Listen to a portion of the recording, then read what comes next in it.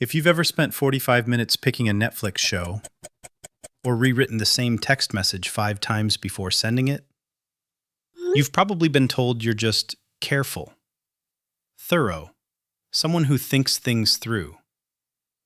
Here's the uncomfortable truth. Psychologically, that's not carefulness. That's a decision-making failure.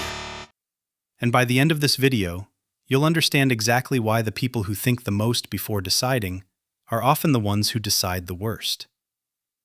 Let's start by throwing out something you've probably believed your whole life: that more thinking equals better decisions. Psychologists have a name for what actually happens when you overthink. It's called analysis paralysis. And it's not extra diligence. It's a stalled loop. Researcher Barry Schwartz studied this in what he called the paradox of choice. He found there are two types of decision makers: maximizers, who need to evaluate every possible option before choosing, and satisficers, who choose the first option that's good enough and move on. You'd think maximizers make better choices, right? More research, more comparison, more certainty. They don't. Maximizers consistently report less satisfaction with their decisions, even when the outcome is objectively just as good. Here's the line worth remembering. Overthinkers aren't gathering more information. Past a certain point, they're just re-experiencing the same anxiety on a loop and calling it thinking. So why does this happen? Let's break down what's actually going on in your brain. First, the certainty trap. Your brain treats more thinking as a stand-in for more control. It feels like you're being responsible. But feeling in control and actually gaining useful information are two completely different things. Second, diminishing returns. Early on, more information genuinely improves your decision. But after a certain point, the curve flattens. You're not learning anything new, you're just spinning. Meanwhile, your stress keeps climbing the whole time. Third, the amygdala. A lot of what looks like careful thinking is actually your brain's fear center running the show. You're not evaluating options. You're rehearsing every way this could go wrong. Picture two people facing the exact same decision. Same outcome quality in the end. One person took 2 minutes and moved on with their day. The other took 2 hours and is still anxious about it tomorrow. That's the cost nobody talks about.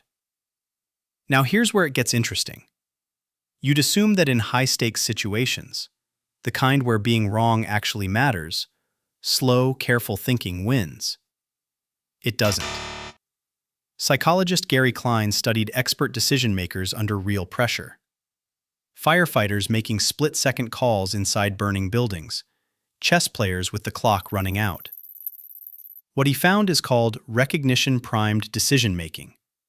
Experts under time pressure, making fast, gut-level calls, consistently performed as well or better than when they were given unlimited time to deliberate.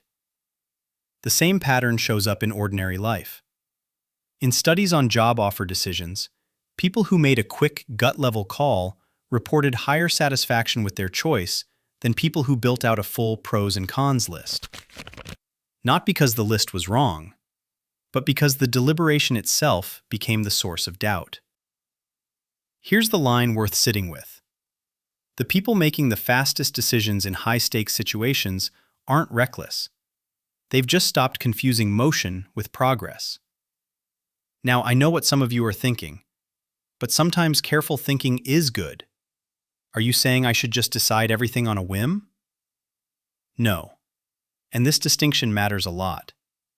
There's a difference between productive deliberation and rumination. Deliberation is bounded. It has criteria. You're comparing specific factors, and once you've compared them, you're done.